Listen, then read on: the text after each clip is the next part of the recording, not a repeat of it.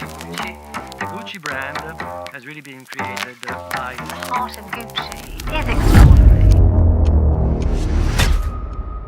Gucci is one of the hottest fashion brands in the world with an estimated value of $22.6 billion.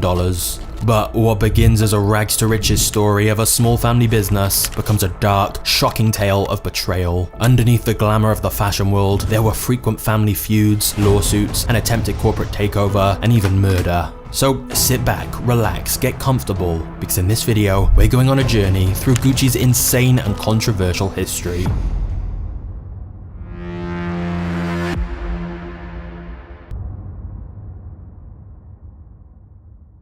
Guccio Gucci was born and raised in Florence, Italy, and worked in his parents' straw hat shop. However, the family business went bankrupt, leaving Gucci penniless. So when he was 18 years old, Guccio moved to London to seek work and found a job at the Savoy Hotel. Here, he observed the rich and famous guests of the hotel wearing leather goods and carrying around expensive luggage. It was more than just functionality. Fashion was a status symbol that divided the haves from the have-nots. He then went on to work for a train company called Wagonlit, where he spent even more time helping travelers with their luggage, taking notice of the quality of luxury suitcases and handbags. Guccio realized that if he had his own leather shop that catered to high-end customers like these, he could become extremely wealthy. However, he also knew it would take years of hard work learning about the leather industry and saving up money before he could branch out on his own. So after serving in World War I, Guccio got a job in a shop making leather goods to get as much experience as he could, but he never lost sight of his vision. Finally, by 1921, when Guccio was 40 years old, he'd saved and learned enough to open his own small shop in Florence. This simple store selling leather goods would be the very humble beginnings of the company we know today as Gucci.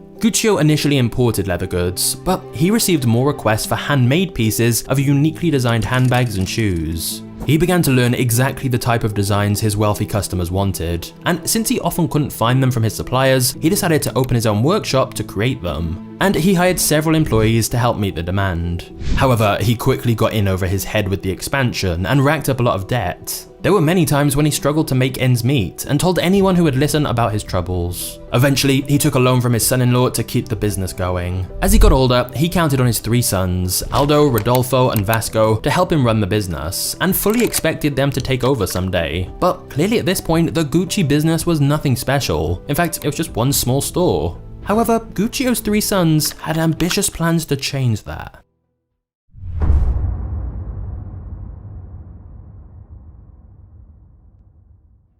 While Guccio was content with his leather goods business, his sons were thinking much bigger. They convinced their father to open up a second shop in Rome. He was initially reluctant as he felt it was too risky, but they wore him down. And it was a good job they did, because this second shop ended up becoming extremely popular during World War II, because soldiers were looking to buy gifts for their wives and girlfriends back home. By the 1950s, Gucci made enough profit to open a third store in Milan. In 1953, Aldo, Rodolfo, and Vasco flew to New York City to find the location for their first American store.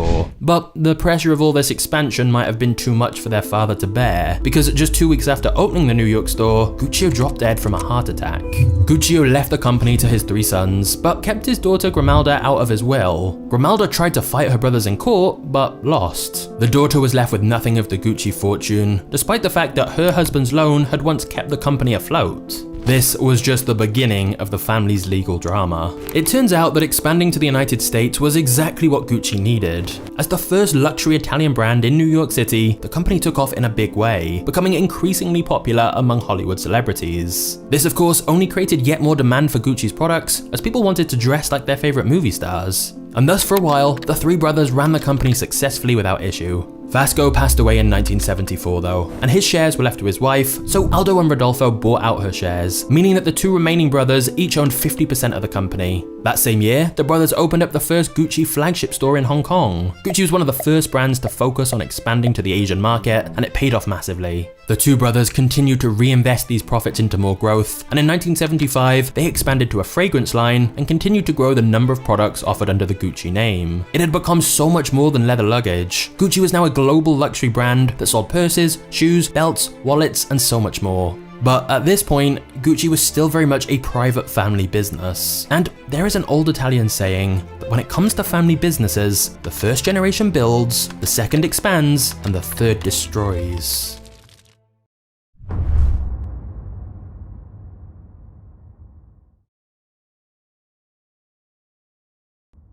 Aldo Gucci had 3 sons, Giorgio, Roberto, and Paolo, and he gave each of them a small percentage of the company out of his shares. Meanwhile, Rodolfo Gucci still had his full 50% of the company, as he refused to give any shares to his only son, Maurizio. Life for the Gucci family was anything but peaceful. The cousins were constantly fighting over who would get control of the Gucci brand. The 2 brothers from the second generation, Aldo and Rodolfo, had done a great job of transforming the company into a huge global success, but they were getting older now, and there were a lot of arguments over who should lead Gucci forward when they were both gone. And then things got much more intense when in 1972, Maurizio married a woman named Patrizia Reggiani, who was known for being a gold digger. She once said, "It's better to cry in Rolls Royce than to be happy on a bicycle." That's for sure.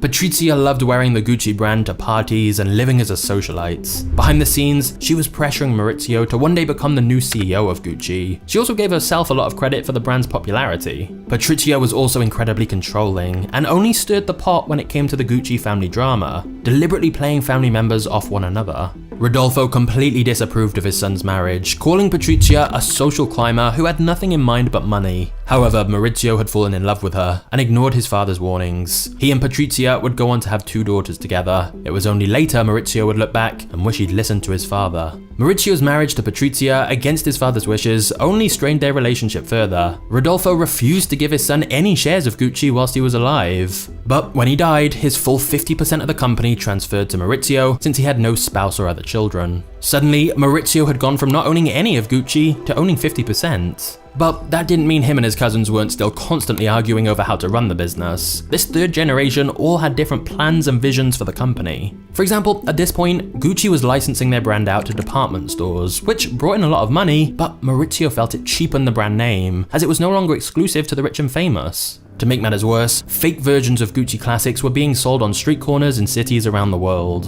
Maurizio wanted the brand to go back to being a luxury that only the rich and famous could afford, so he pulled back the licensing, and Gucci almost immediately lost over $100 million in revenue because of this. Clearly, it seemed like a terrible idea at first, but many think this actually saved the company in the long run. Gucci was no longer accessible to just anyone. It had gone back to being exclusive to the wealthy, which helped it become a legacy brand.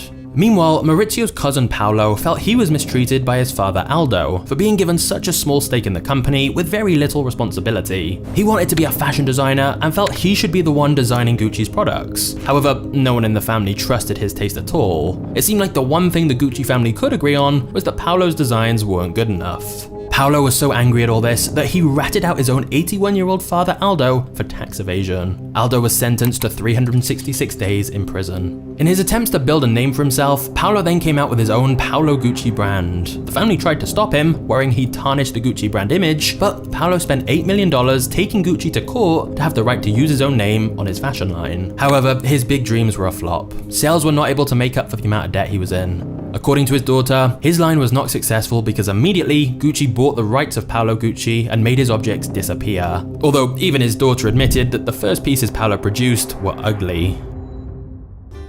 Clearly, the Gucci family often had very personal details about their lives in the public spotlight. But here's the bad news. All of us might be making our personal info a lot more public than we realize, which is where today's sponsor NordVPN comes in. Let's say you use the same password on a few different sites, but one has their security breached and your info is leaked. Normally, you'd have no idea, but with Nord's dark web monitor, you get alerts about your credentials appearing on underground hacker sites. And this is just one of many tools Nord has to help keep you safe online. Like, did you know that without a VPN, your internet provider can see every website you visit? Plus, every site you visit can see your IP address and thus know your location. Well, not with NordVPN. You can hide your IP and avoid being tracked. So don't be like the Gucci family where the whole world knows your business. Keep your personal data private and secure with NordVPN. Go to nordvpn.com/magnates to get a huge discount and a special gift, or simply click my link in the description below. Once you've done that, let's get back to the story.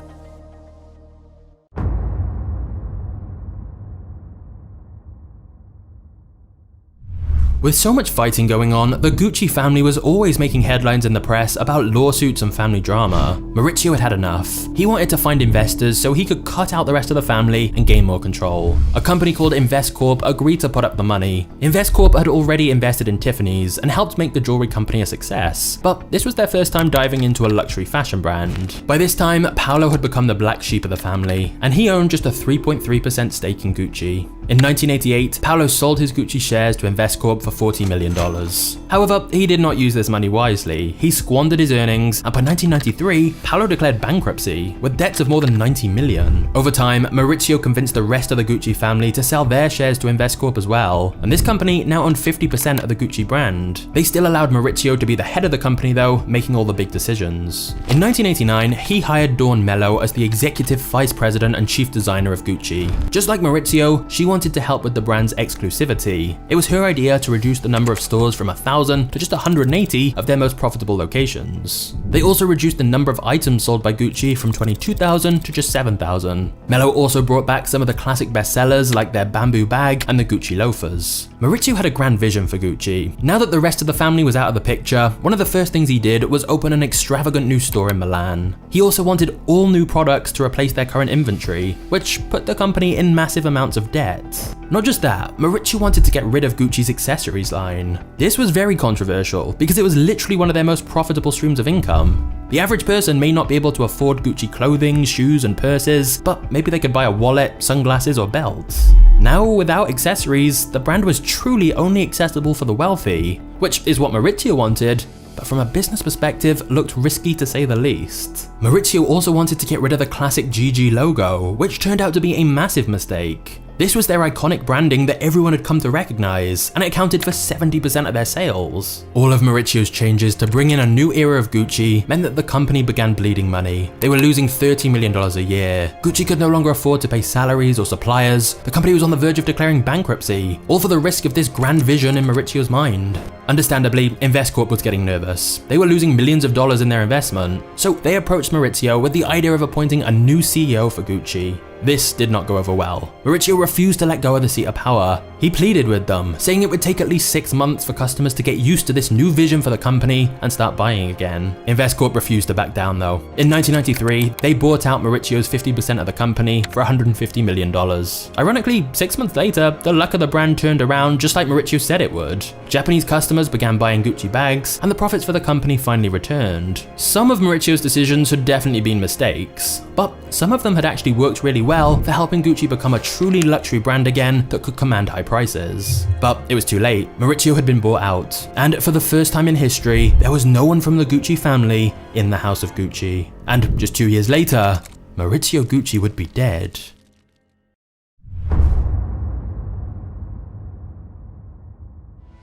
After years of fighting, Maurizio separated from his wife Patrizia, and in 1994, they finalized their divorce. According to her own friend Pina, Patrizia was more sad and sorry about losing the Gucci name than losing her husband. However, Patrizia was angry about the divorce and continued to stalk Maurizio and left him threatening voicemails. He tried to move on with his new girlfriend Paola, but Patrizia refused to let that happen. She feared that if he married Paola and started a new family, she and her daughters would lose the money they were being given from Maurizio, which was the only thing funding their lavish lifestyle which she craved so much. Then, in 1995, Maurizio was walking to his office when a gunman appeared. He was shot 3 times in the head in broad daylight. The police investigated all of the potential suspects. After all, with so much family fighting, Maurizio had a lot of enemies. But for 2 years, the case went cold, and then finally, the police got an anonymous tip to look into Patrizia. It turns out that Patrizia went around town asking nearly everyone she knew how she could kill her ex-husband and get away with it. She even asked her lawyer how this could be done without any jail time. With the help of her friend Pina, she then hired a hitman to do the job.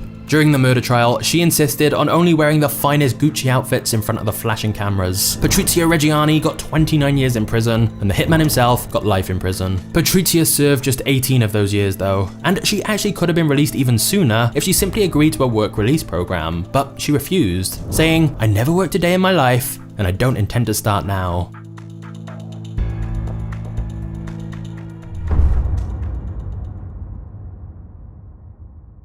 After the murder of Maurizio Gucci, the Gucci brand began a new era and found a resurgence of popularity after hiring the designer Tom Ford as creative director. He brought back the classic Gucci logo and began designing collections that spoke to a younger generation. Tom Ford, together with the CEO, Domenico De Sole, were a dynamic duo that would later be known as the Tom Dom Bomb era and helped turn Gucci's fortunes back around. Just from 1995 to 1996, sales nearly doubled from $263 million to $500 million. Now that the Gucci family weren't involved anymore, and thus the brand wasn't in a constant power struggle, things were finally looking up again. Investcorp quickly wanted to take advantage of this, and thus Gucci became a publicly traded company, and the IPO was massively successful. Investcorp went on to sell their shares of the company, making a $2 billion profit on their investment. They got out at the right time though, as in 1997 there was a crash in Gucci's stock price due to an economic crisis in the Japanese luxury market. This dip in the price was enough for fashion conglomerate LVMH to begin buying up shares of Gucci at a discount. Bernard Arnault was CEO of LVMH at the time, and he told the media that this was his attempt at a friendly takeover. Bernard had a reputation as the wolf in cashmere and had been involved in taking over several other big luxury fashion brands, so the Gucci CEO was concerned. He turned to an investor to help raise more money so that Gucci could begin acquiring as many up-and-coming fashion brands as possible so they could be true rivals of LVMH instead of getting taken over by them. Today, the Gucci Group, also known as Kering, owns several well-known fashion brands including Balenciaga, Stella McCartney, and Alexander McQueen. Eventually, the iconic Tom Dom duo both decided to resign from the company in 2004. As for Gucci, it's clearly continued to be an incredibly popular brand, and it continues to evolve with each generation. Gucci has about 50 million followers on Instagram, and there are currently over 500 stores around the world. Now that the accessories line has returned, Gucci has reached this sweet spot where it's accessible to almost anyone, and yet it's still expensive enough to still make it luxurious and exclusive. The big budget House of Gucci movie also put the brand even more into the spotlight in recent years. The Gucci family were not at all happy with how they were portrayed in it, and to be fair, it definitely wasn't fully accurate. But since the Gucci family don't even run the business anymore, it's estimated the movie actually increased sales for Gucci. But hold on a second, remember that guy I mentioned before, Bernard Arnault? Well, he's a really fascinating guy, and his story ties in with the story of Louis Vuitton. You see, even though Bernard didn't end up owning Gucci, he did manage to take over Louis Vuitton in a controversial way. So click the thumbnail on screen now, and we'll get into that part of the story. Cheers.